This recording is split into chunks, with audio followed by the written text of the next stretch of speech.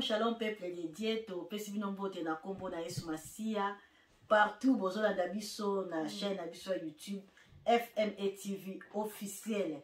Femme à mission évangélique.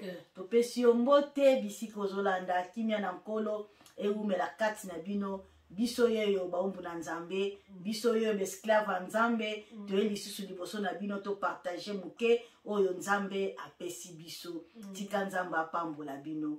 Bonjour maman Sesepe, boni maman nangai, shalom shalom.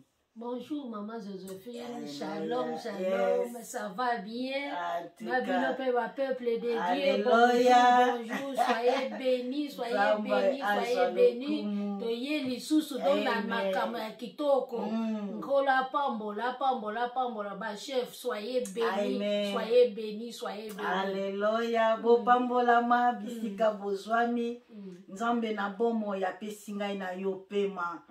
Et tozo mona makambu o ezoleka na mokili ba pandémie ba épidémie ba vent ya modèle na modèle mais soki kolo atiki ngano na bomoi eza pona tina ba o batiki biso lelo to leki ba mona eloko te eza ngolu ko te pai na nzambe to mérité te mais eza ngolu na nzambe eza mawa na nzambe eza bolingo na nzambe yo ozo pema nanu lelo yo ozana nukolanda émission o lelo nzambe alingi yo ozo bika pona ngolu na nzambe ba o batiki biso ba o bazana bopito to leki bango ne lokote yango tozoki ndoko bonde na nzambe na bomoi nzamba lola nzambe oya kela likolo na se nzambe oya kokani na moto te nzambe oya za incomparable nzambe oyo azo simba pema na biso nzambe oyo azo renouveler bonté na bomo na biso tozoki ndoko pesa ye merci tolandi libondeli na mama Régine na kombo na Yesu tobondeli. Éternel des armées, Père de gloire, Alléluia. Encore une fois mon âme te loue, mon âme te bénit, mon âme te dit merci. Alléluia. Pour le don de vie que tu nous as donné ce jour d'aujourd'hui. Alléluia. Éternel, merci pour ce moment que tu as présenté et tu as préparé pour nous aujourd'hui. Il est écrit dans ta parole, dans Luc chapitre 4, le verset 4, que l'homme ne vivra pas tout simplement du pain, mais aussi de toute parole de Dieu. Ô Père, fais que la parole que nous allons partager pendant ces instants par ta grâce constitue pour nous une bonne nourriture. Ô Seigneur Jésus, Père de gloire, qu'elle nous apporte la guérison, la délivrance éternelle des armées, Père de gloire. Et le tout, c'est pour ta gloire. Ô Père, qui est Joséphine? Qui est Régine? Nous sommes que tes esclaves. Fais que pendant ces instants, que nous diminuions à notre qualité d'esclaves, mais que tu croisses en ta qualité de maître suprême, en ta qualité de maître des temps et des circonstances, et en ta qualité de je suis. Commence avec nous, toi qui es le commencement, ô Père, et nous abandonnons aussi tout ton seul contrôle, toute âme qui va te suivre, ô Père, que cette âme soit bénie et que la gloire te revienne. Au nom de Jésus, que nous venons d'ainsi prier. Amen. Amen, amen. Tobeteli kolo maboko. Alléluia. Amen. Nzamba zana bomo. Zana bomo. Betela ye maboko.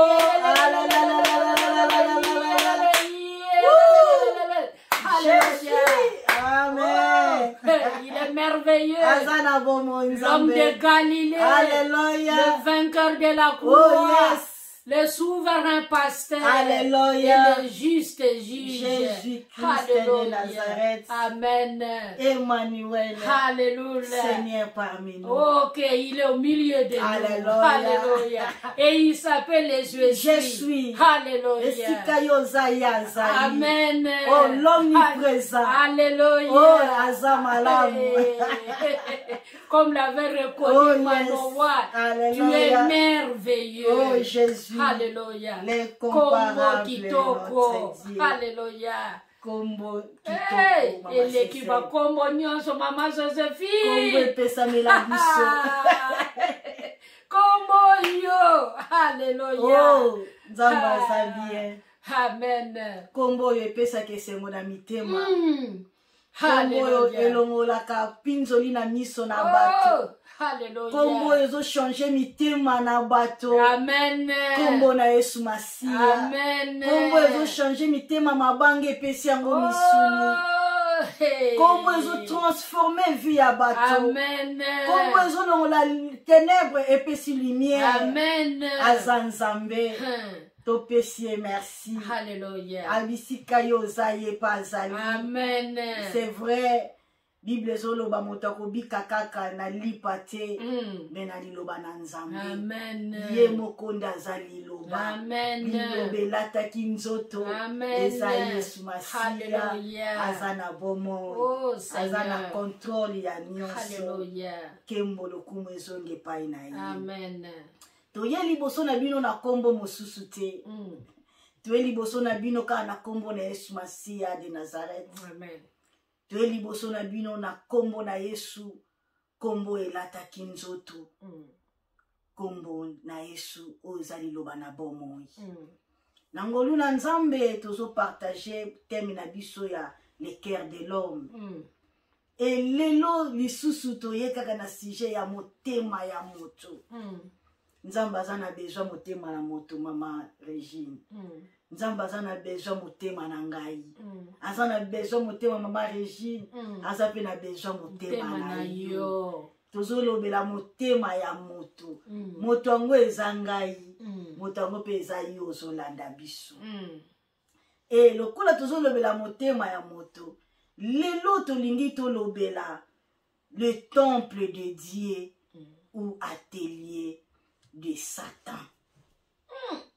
Mama Regine. Motema ya moto. Temple na Nzambe ou bien atelier ya Satana. Olobi nini mama? Ya solo mama Josephine, merci mingi pona mutuna na yo na kotuna oyo pesi ngai. Na pesa définition ya temple ou ya atelier. Alléluia. Mais avant toute chose, na kanisi ezana baninga bazu biso kalelo. Na kozonga mwa mokie na français balobaka, la répétition est la mère de la science. Définition topesa ki fois passé ya le cœur. Na lingi na zonge lango lisusu nde na suka na koya kotanga pe o etale temple ou bien atelier. Le cœur tanga ki boyeke c'était non féminin, non masculin plutôt, qui signifie un organe considéré comme le siège, le centre de la sensibilité morale, des sentiments, des passions, des décisions. Et motema eza centre ya makamunyoso tolobaka, ya ba décision, ya ba humeur. So komona motu asiliki ewuti na kati ya motema. Oh yeah. Omoni motu aseki. Omoni dengo so seka. Expression wana ewuti na kati ya motema. Omoni motu aleli. Maya miso ebimi. Motema nde leli liboso. Motema nde ebimisi maya miso liboso na sima nde esali nini ebimi. Nde yango wana. E motema oyo tozoko solola awa. Pona nini motema? Oh yes. Na nini motema puisque na se ya moi oyo ezala likolo ezala na se azana moko te akoki koyeba motema. Oh yes. Mutu te azana makoki ya koyeba na minute oyo nga mama Regine nazo solola oyo za kati motema na ngai. Bobele se Nzambe. Hallelujah. Nzambe nda aza autorisé ata science moko te na mokilo oyo ata batu mayele balobike baza mayele mais baza limité ya kokanga ya koyeba ya comprendre ya kotanga ya koénumérer oyo za na kati na motema ya motu et oyo aza autorisé za bobele se Nzambe, c'est-à-dire domaine privé ya Nzambe, domaine na ye réservé. Oh yes. réservé. Et mal commis peut commis. Qui peut connaître le cœur de l'homme? Na se amoyo yo. Mutu azana makoki wanate. Azana mayele wanate. Azana sagesse wanate ya koyeba. Et puis université pe ezate ke yeba motema mutu. Bombele nde nzambe. Nzambe nde aza autorisé ya koyeba o ezokoleka. Et maintenant nazoko ya na question na yo obo ya kotuna o mutuna opoza kingai temple elinge loba nini. Et na mukuse temple elinge loba édifice public consacré au culte d'une divinité. C'est-à-dire édifice et net ndaku public, c'est-à-dire livré na tout le monde. Eza ko bamba mate, eza ko bata mate, boli misanga lingala, eza ko bata mate, eza cachete, eza en cachette, mais eza aux yeux au vu de tout le monde. Eza oyo donc batu bakenda kakuna pona kokende kwa kokosala, c'est-à-dire consacré ou réservé na divinité na nzambe moko boye. Et édifice peut éliminer le temple peut éliminer la définition na ye mususu eza édifice où les protestants célèbrent le culte.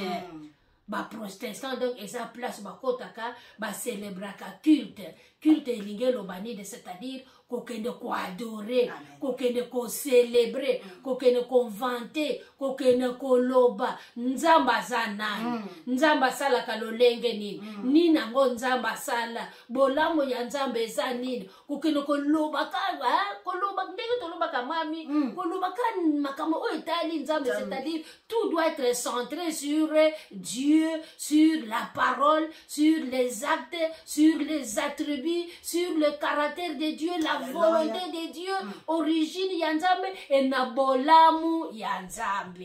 Et so koloba et na place babengi culte. Tandis que atelier maman nangai régime. Oui maman. C'est-à-dire na kokoloba ndengo expliquer wana temple. O tozo eza le kola l'église o tozo kendeke. Yango wana édifice public. Édifice public eza église au commune, église catholique, église protestante, et ba témoin de Jéhovah, église de réveil, église de belé. Place au batu bakendaka o bake ko adorer nzambe na bango. Mais o ya biso tozo koloba. Ba musu apeto yebi banza mango ya bango te mais lisolo yo biso tozo ko beta oyo par sa grâce tozo ko tonga oyo nous appelons le créateur du ciel et de la terre. Amen. Oyo aza papa na biso. Oyo aza tout pour nous. Oyo soki na minute oyo naza envie, maman oza envie. Eza une décision suprême na ye. Décision souveraine na ye. Alamu qui a décidé lelo nazo renouveler ba bonté nanga na kati ya ba mama mibale oyo. Tosenga ki na biso yete. Nde ye wana mokele ya mabele, ye wana mokele ya banzete, ye wana mokele ya mopepe, ye wana mokele ya batu mwindu, ye wana mokele ya bamindele, ye wana mokele ya bambisi, ye wana mokele na nyoso. Nde nzambo yo tozo kosolola, nde papa yo tozo beta lisolo, nde musungi malambo yo tozo kopea, nde buluntolo ya solo. Ye wana antuka mama bongo atelier esanini bande ko bazo sila babi ikomi susu na makambu ya atelier susu atelier de Satan na kati ya émission oyo le cœur de l'homme que susu na makambu ya temple na nzambe na atelier ya Satan. Na kanti mama bisiko zo ilanda biso olandi explication ya temple ezanini temple na nzambe ezanini mais sikoyo tulingi toyoka atelier ya Satana ezanini mama na ya solo avant pena lobana na atelier ezanini na kati ya temple temple to loba oyo ndenge na wuti koloba keza place nzambe afandi. Liloba ya nzambe yebisi biso na Jean chapitre 1er verset 12. Temple oyo tozo koloba o eza motema. Ndenge yo utaki koloba na ebandeli. Uti koloba ke motema oyo biso tozo beta lisolo. eza motema ya Josephine ye moko te eza motema ya Regine ye moko te motema pe ya yo moto oyo ozokolanda biso lisolo oyo etali nanu ngai moko oyo etali kati na ngai eza nzambe na motema na ngai eza nzambe na motema na yo papa na motema na yo mama na motema na yo koko na motema na yo elengi na ozala ta chef de l'état ozala ta marié célibataire veuve orphelin femme seule eza motema na yo motema na yo nde tozokoloba ebongo motuna ezali ese motema na yo eza tempelo ya nzambe ou bien eza atelier ya satana temple na wichi kopesa définition na grâce ya nzambe pe nazokende kopesa pe définition oyo etangi atelier atelier eza lieu où les artisans les ouvriers travaillent en commun.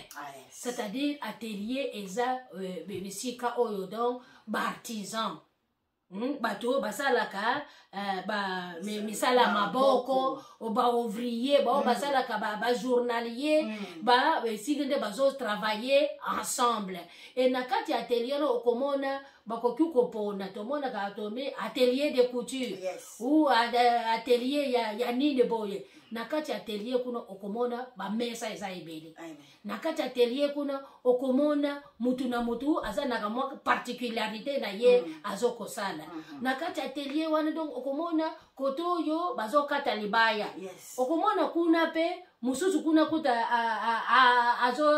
azoteka ba credit Alléluia okomona pe nakati kana atelier wana mama malewa mami aza pembeni pa sunga ba yo bazoko kosala eno kozwandakisa ezala tana mboka na biso ta opeto zokomona okomona na shop erozokota erokoti boyo okomona ka article moko te okomona ka activité moko te okomona ba activité eza ebele nakati ya atelier et nakati atelier pe soki obwaki diso bo okomona pe changer afandi na ye afandi na ye nakati atelier pe okomona pe mutu atie kiti nzoka nde commissionnaire Alléluia commissionnaire na ya mabala commissionnaire na ya misala commissionnaire na ya nini na bato ba passeport na ba commissionnaire ba visa bango nyonso baza wana nakati ya atelier mais nakati ya motema oyo nakati ya temple eza oyo place nzambe afandi c'est-à-dire mutu oyo andimeli Yesu lokola mubikisi na ye musungi na ye ndenge liloba elobi na Jean chapitre 1er le verset 12 ofongoli motema ondimeli Yesu azui kiti na ye abokonzi afandi kati na yo kati na motema na nga esuki wana te na confesser na ndimi pe na obéissance na kufa na sekwa na Yesu c'est-à-dire na kota na baptême okoti na mai obimi esuki wana pe te otoni sambi sikoyo na molimo mosantu na nzela ya ba fruit na ye ndenge Galate chapitre 5 verset 22 et ce que yebisa biso bambuma ya molimo nous avons l'amour la patience la paix la joie la fidélité la bénignité la maîtrise de soi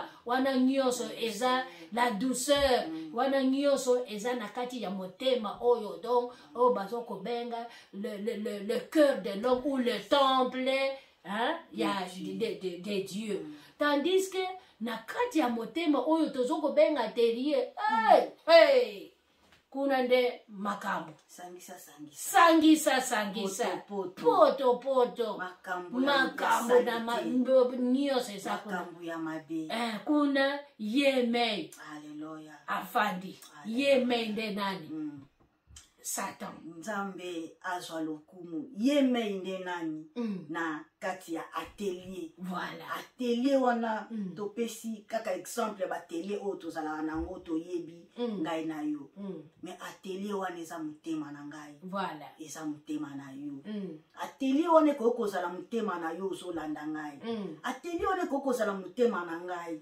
et temple na nzambe ekoki kozala motema na ngai tout kompe kozala motema na yo mais po to comprendre makambo oyo ya atelier na makambo oyo ya temple na nzambe esenge na biso tofongola Biblia na biso. Pourquoi? Parce que Biblia ezo servi biso na miroir. Yango kotalisa biso lolenge nini o motema na biso ezali. Biblia yango eza miroir mama na ngai.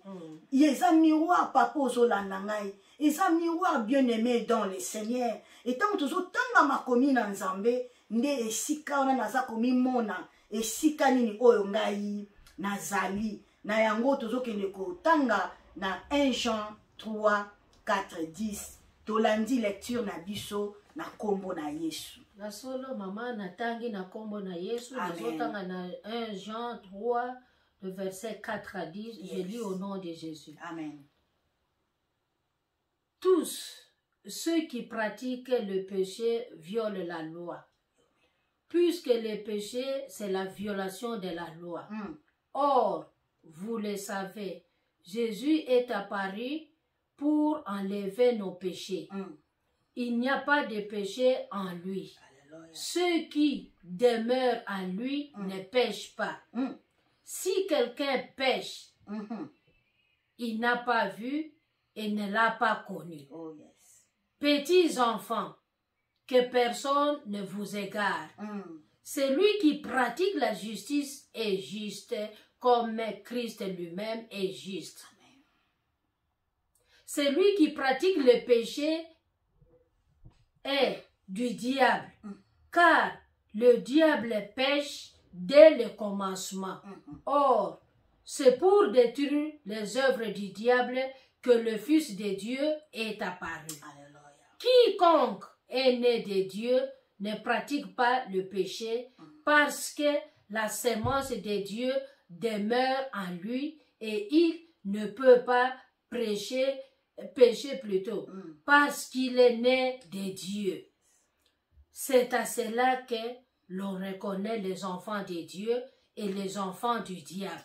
Celui qui ne pratique pas la justice n'est pas de Dieu, tout comme celui qui n'aime pas son frère. Alléluia. Oh, Nzamba za bien. Aza bolingo. Nzamba za malamu. Bien-aimé, ngai na yo toyebi lolenge nini o tozali par rapport ya makomi na Nzambe o touti kotanga. Makomi na Nzambe touti kotanga etalisi biso. Quiconque pêche transgresse la loi. C'est-à-dire que mutu oyo aza kosumuka. Yende aza obéir na loi na Nzambe te. Et tozo zonga na Genèse. Kuna tangu Adam na Ève. Nzambe a plasaki bango na kati na jardin d'Eden. Ayebaki koyebisa bango ke biloko nyonso oyo eza na possession na bino bozwa na bino yango bosalela yango, mais oyo nzete oyo bosimba te pe mbuma na yango bolia te. Esika pe lisumu ekotaki na nzela ya serpent. Et c'est alors que mutu nyonso azobotama kana lisumu ya Adam na Ève. Et lisumu wana eyeba kolongwa na vie na ngai na yo soki toyambi Yesu lokola mokonzi pe mobikisi. Yango wana 1 Jean 3 oyo azotalisa biso ke Christ ayaki. Pourquoi Christ ayaki? Ayaki pona alongola biso na lisumu wana. Ayaki po alongola biso na masumu oyo ya bakoko na biso. Mutu tango azobotama na lisumu donc tomona yango normal. Parce que yango etobotami nango eza na makila na biso. Yango na atelier na biso nde lisumu biso tobotama nango. Makambo ya mabeza akakati na motema na ngai. Oyo ezaka kati na motema na yo. Yango na nde atelier tobotama kana lisumu wana. Mama Regine, biso na otoza ba mama. Mwana muke abotami, nana lakisa eko silika. Ya solo mama, mwana muke abotami me asiliki ezana mutute alakisaki ye ke boye. Me mama oyo amemaki ye. Alléluia. Mama Josephine, mutuna makasi. Pe ba réponse bele. Mwana botami kasi ewuche pa ya papa. Papa mokolo yo basangisaka nzoto na mama na papa azalaki na etani. Soki papa azaki akangi elongi, mwana pe akobimba elongi akokanga. soki mama pe mokolango na lingaka na yete papa simbaka ye na makasi mama pe akangaki elongi automatiquement mwana pe ebimeli ye soki mama mokolango wana donc mama mokolo te mais mama aza na zemi pendant 9 mois mikolo nyonso du matin au soir ka asili kaka du matin au soir ka koswana na papa du matin au soir ka stress na stress or vie ya mwana eze ko dépendre na comportement physiologique mental ya nani ya mama soki mama azaki kosilika mwana pe automatiquement na mystère ya nzambe na nzela ya cordon ombilical na nzela ya makila yo moko wichi koloba na nzela ya makila okomona pe bagage wana nyonso ya mabe c'est-à-dire oyo ezaki na motema ya mama yo nyonso ya kanda oyo nyonso ya susi oyo nyonso ya koyima oyo nyonso okomona pe mwana pe mususu pe otuninga motunda ya kosilika okomona pe mwana mususu pe abotami basali famba yebaka okomona pe mususu abotami pe tala sourire mwana bimi penza na esengo boy ça tout à dire que mokolango wana mama asepelaki papa asepelaki mama erazaki na zeme penza zai kosala tout le temps azoko se communiquer na mwana azoko dialoguer na mwana na kati ya libumu ezaki ko se manifester na nzela ya sourire biloko wana ozokomona wana donc ewuti epa ya mama ewuti na epa ya papa eza biloko eza na kati ya motema ale directement pe ekepe na motema ya nani ya mwana oyo ayebi na ye mabete mwana oyo ayebi na ye malamu te mwana oyo innocent ya batu ayebi na ye eloko te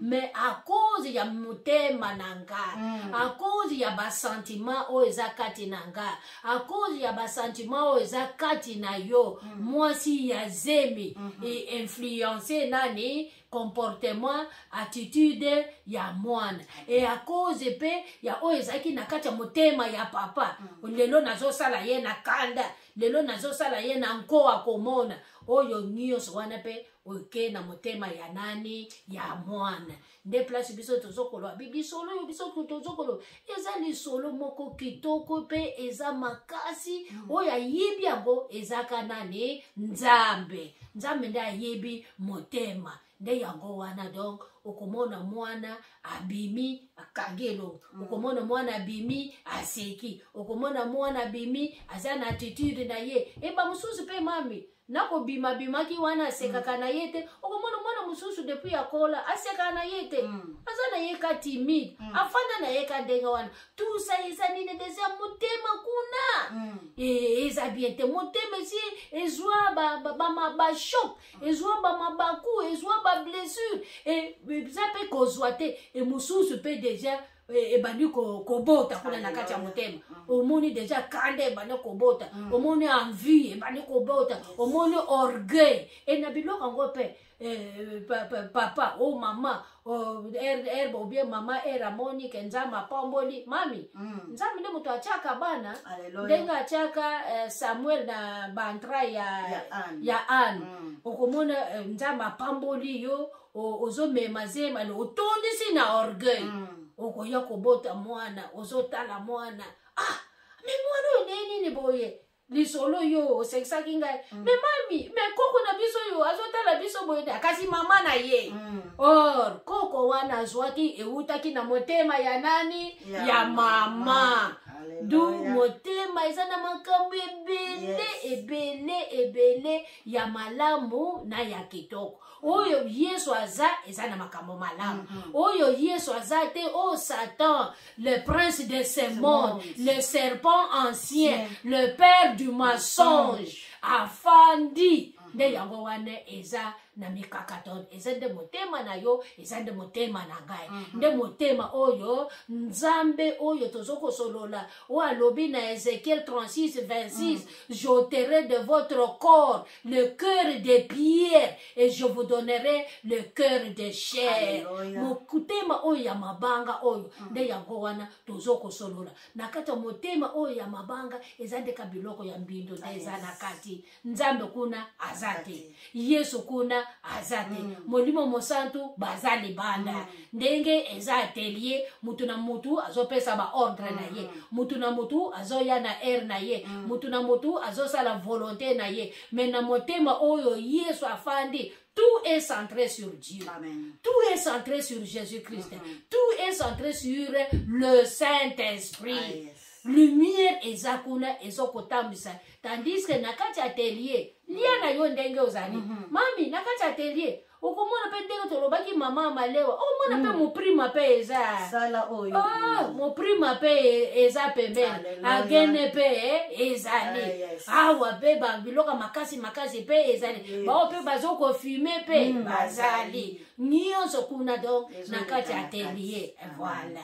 Nde yango wana motema oyo donc tozokobondela eza nde mitema ya modele wana na nzela ya partage oyo tozokosala nzambe oyo apesi biso promesse na Ezekiel 36:26 ayebi biso docteur moko ayebi yo te ayebi ngai te ata olalaka mbetu moko na mwasi na mobali mobali ayebi motema na yo te mwasi ayebi motema ya mobali te bana bayebi mitema ba parent te ba parent pe bayebi mitema ya bana te bobele nde nzambe nde ayebi endenge ye alobi ke akopesa biso motema ya musuni po ayebi ke toza na mitema ya mabanga tokanga makana liloba na ye wana yo olobaki na kati ya liloba mami yo wuti koloba oke liloba miroir tokanga makana liloba wana papa olobaki zala na kumikitisa na kondima ke nazana motema mabe motema etona haine motema etona envie motema etona hypocrisie motema etona jalousie motema etona cupidité motema etona donc biloko nyonso ya salite ya mbindo eza nde motema oyo ya ngai tika te nzambe asunga biso na nzela ya masolo oyo tozokosolola po apesa biso motema ya chair motema ya kumikitisa motema etondami na bafruit de l'esprit e motema oyo la sainte trinité bafandi bazokorenie bazokodomine bazokopunzapunza bazokosepela nde motema ya modele wana esengeli tosenga epai ya papa apesa biso nzambe azwa lokumu toza na lisolo ya mitema na biso. Amen. Alors na journée ya lelo tozotalisa lokola deux picture ba photo mibale motema oyo nzambe azodirige na motema oyo Satan azodirige. Alors motuna etunami biso awa na toza toujours na Jean na 1 Jean 3 na verset na biso 10. Bible ezoloba, c'est par là que se font connaître les enfants de Dieu et les enfants du diable. Mama, na kati na atelier ne makambo ya mabe vandi. Yo yebi makambo ya mabe oyo tozalaka nango ngai na yo. Nangolu na nzambe soki nzambe apesi biso pema na bomoi. Soki nkolo ayete nde tokoya kozonga kotalisa makambo ya mabe vanda kati na biso. Mais soki nzambe asepeli lelo tolobela makambo oyo nkolo aza na besoin ngai na yo totala mitema na biso. Totika ko pointer ba doigt epa bato mosusu.